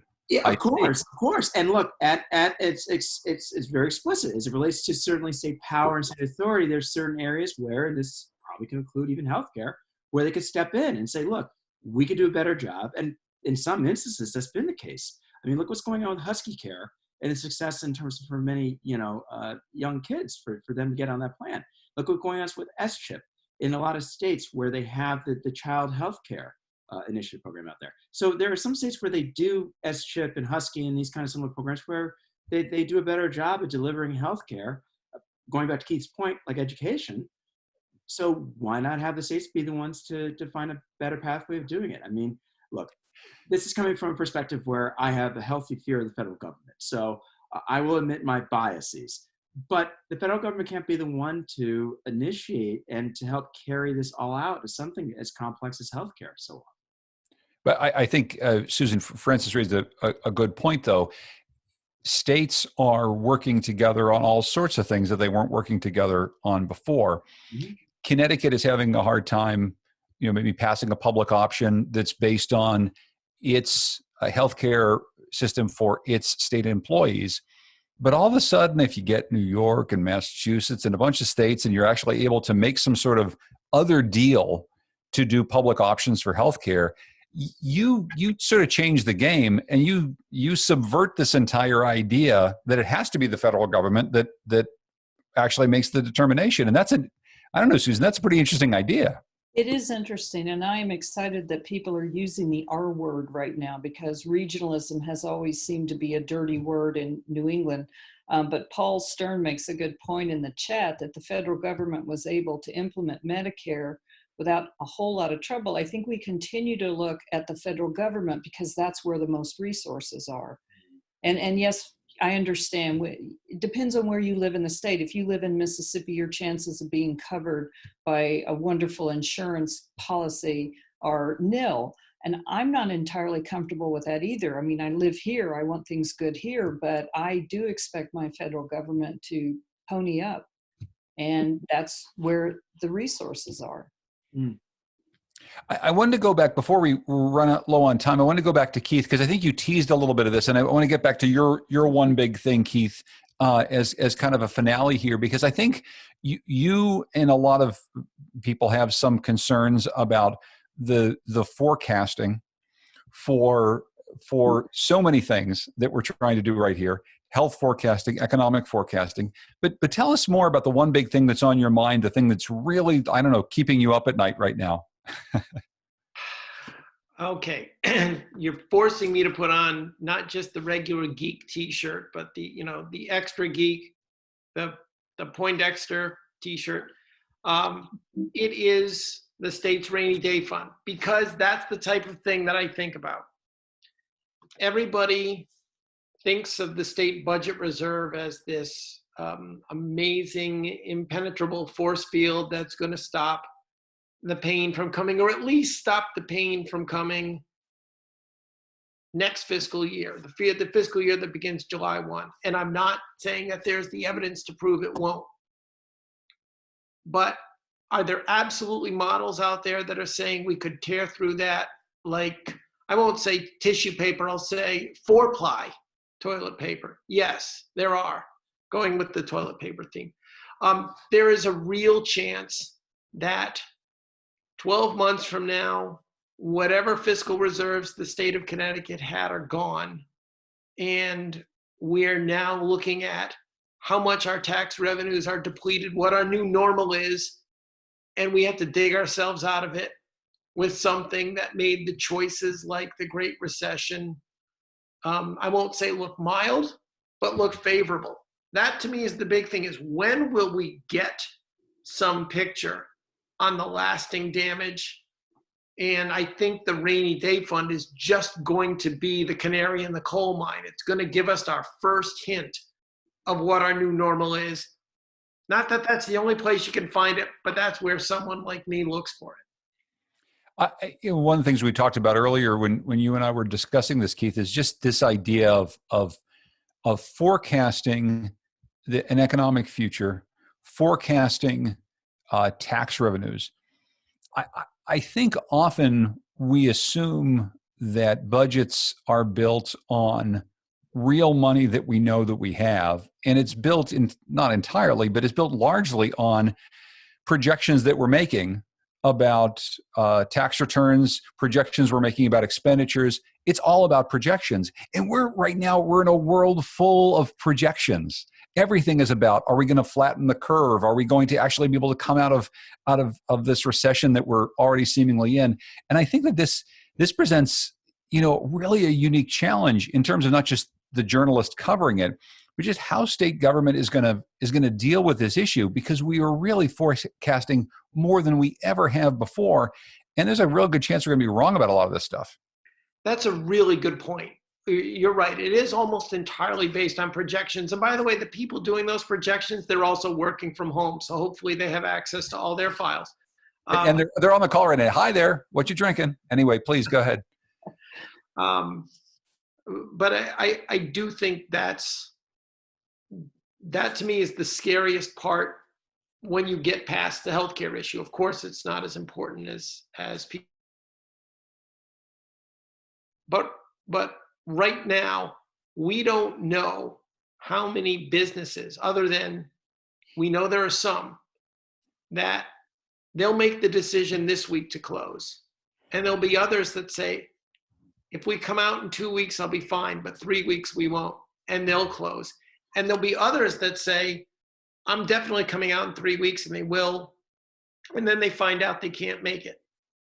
And that to me is the big part, because you can look at numbers right now. 330,000 people have filed for unemployment benefits since March 13th. I'm not here to tell anybody 330,000 people are still going to be unemployed. But we know 330,000 aren't going back to work. Mm-hmm. And that is just there's such a wide variation. I think that should have everybody up at night a little bit worried. And it's the same thing with restaurants. It's the same thing with businesses. There are people who honestly think they're coming back to normal, and they're not. I'm sorry, John, you had a question. No. I just actually wanted to turn to Jonathan on that, because I think that of all those people who are unemployed now, or who may get their jobs back, we just had a conversation though about the fact that the jobs that they're coming back to might be substantively changed. The revenue projections for these companies are going to be substantively changed. I mean, all these things are going to shake out over the course of not the next few months. It's not like everyone goes back to work. It's like, oh, glad that's over. No, this is going to be weird for a very long time. And a lot of these companies aren't going to know whether or not a year from now they actually got fatally damaged by this. And I don't know how we deal with that. And I know, you talk about, being scared of the federal government, or maybe too much state government help. But I mean, I don't know, what role does government play in all this? Because you're going to have a whole bunch of companies that don't know what the hell they're going to do. Well, I guess one could argue that the economy is going to have to make a seismic change. There's going to have some kind of significant shift in terms of what we do and how we do it. If we know we can do a lot of services and goods, virtually, or do things online, maybe that's what has to happen. And quite frankly, maybe it's similar, akin to what happened with the Industrial Revolution. Maybe this is a reminder of what we can and can't do in an economy, and this is going to be a big change. I can't be a predictor of a lot of these things, but going back to what Keith has said, I think it's important to highlight. When you're dealing with economics, and you're dealing with public policy, and you're even dealing with public health, you're dealing with metrics, and the metrics aren't precise. They're not exact. I oftentimes discuss with my students the realities of social sciences is that we're dealing with human phenomena in which we're trying to perfect what we think we can address and resolve. When in reality, you can't. It's not going to be precise. It's not going to be exact. There's a reason why it's a social science and not a science. It's not precise. It's not clean. It's not neat. It's not nice. It's unpleasant. And so there's going to have to be new pathways of addressing a lot of these issues. And I don't know if they rely on government, quite frankly, to do a lot of those things. But also, Susan, maybe a different idea of what the economy is based on. I mean, look, here in Connecticut, we have this gigantic sector of the economy that's based on, I don't mean to minimize it, but it's like pushing money around. Mm-hmm. It's investing money. It's figuring out ways to insure people. And the fact of the matter is that right now, not to make a joke about it, it's like, seriously, people don't know where the hell to get toilet paper. Like, we need stuff to live. Is there some sort of a way in which we think about the economy, the things that we measure and the things that matter differently coming out of this, that maybe points toward a new direction? It doesn't solve everything right away, but it does at least get us going in a different direction.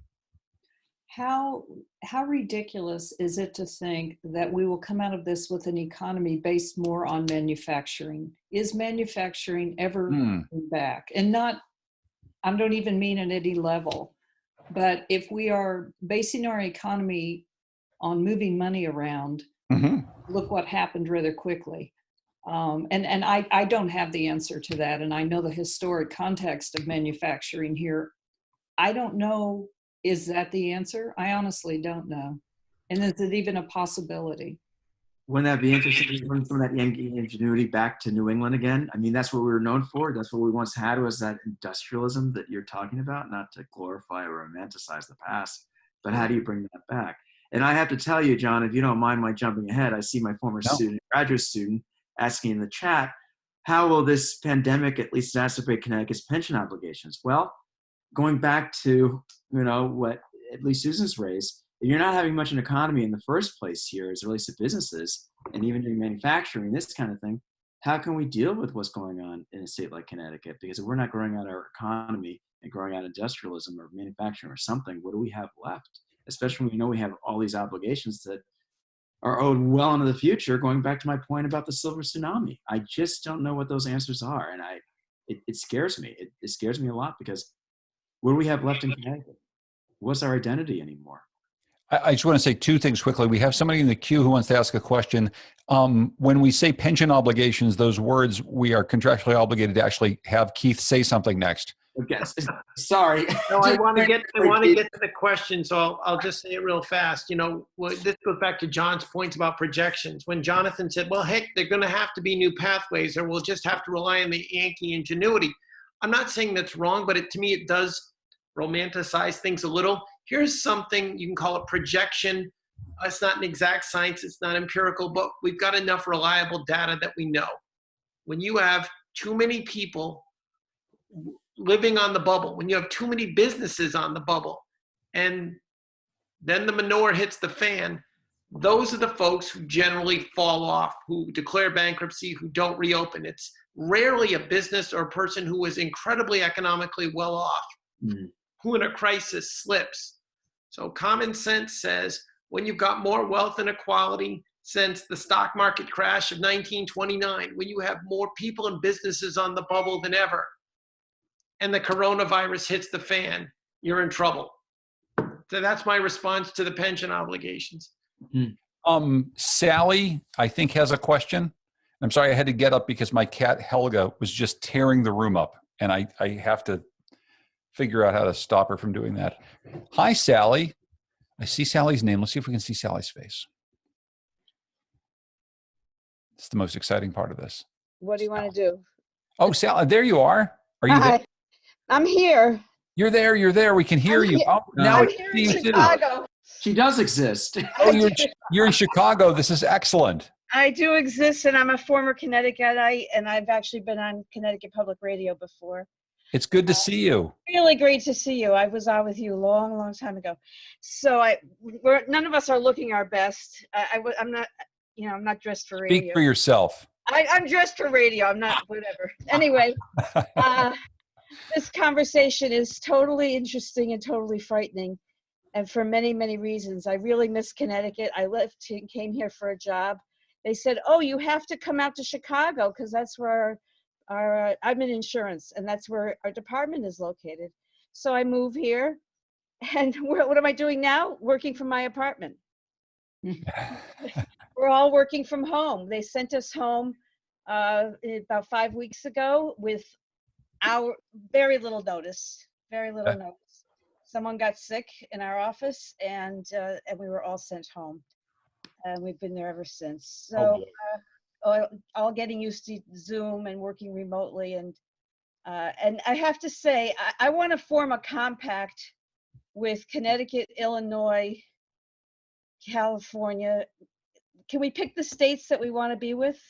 I'm concerned you're throwing Illinois in the mix. You guys have quite the debt, though. We have a lot of debt. All right, we'll do something about the debt sharing. So that's what it'll be. It'll be states that are ridiculously in debt. They like the same things, but they basically can't get the hell out of their own way. They have smart people who care about their citizens. That's the thing. Connecticut, New York, Illinois, California, Washington State, they care about their citizens. And that's what we need to get together around, because this is, I made the comment that you're all talking around the edges tonight. This is not a snowstorm. You know, we all went home thinking, oh, we'll be home for a few weeks, a month. I started buying supplies in February when I started hearing about the virus in China. Unfortunately, I didn't sell my stocks then, but I did buy a lot of supplies. You can't get things now. And who knows how long it will be. And it's not a matter of manufacturing. We have, in Wisconsin, they make toilet paper, but they don't know how to distribute it. They can't get it to the stores. We have milk and vegetables rotting in the Midwest that was supposed to go to restaurants that are never going to reopen. And in New England. And in yes, the New England farms are going to suffer too. People are buying organic shares for farms this summer because they're worried about the food supply. I mean, this is not little stuff. This is not about releasing people from jail. This is not about any of the stuff around the edges. This is about Yale closing down its scientific labs and killing the mice because the scientists can't go in to conduct their experiments. I read the New Haven Register. This is huge, you know, and I'm looking at this. I study history at UConn and urban planning at Rutgers. So I'm very interested in this stuff, and I'm really concerned. I have two nephews, one graduating high school, one graduating Cornell. Their lives have been turned upside down in the last 6 weeks. Well, first of all, and I think you raised, because we only have about 5 minutes left on our call. I think you raised, no, but this is really good. I actually think you give us a good point to end on, Sally, and I really appreciate you joining us, and come on back to Connecticut sometime. It's not as cold here in the wintertime as it is in Chicago. Hey, so here's the thing to our panelists, and I think to her point, you know, I don't know, you know, Keith, maybe I'll go to you first. In some ways, we're trying to put on our normal analytical journalist hat on something that actually is kind of crazy. It has turned our lives upside down entirely in a way that has never been turned upside down before. I mean, I don't know if this is exactly the way that Sally's trying to put it, but do you get a sense that we're taking this seriously enough? I mean, this is altering our society in a way that maybe we haven't quite given enough attention to, I suppose. We're sort of covering it like it's the next thing that happens. And at the end of the day, it's sort of like a meteor hit. I think she had a perfect point for us to end on.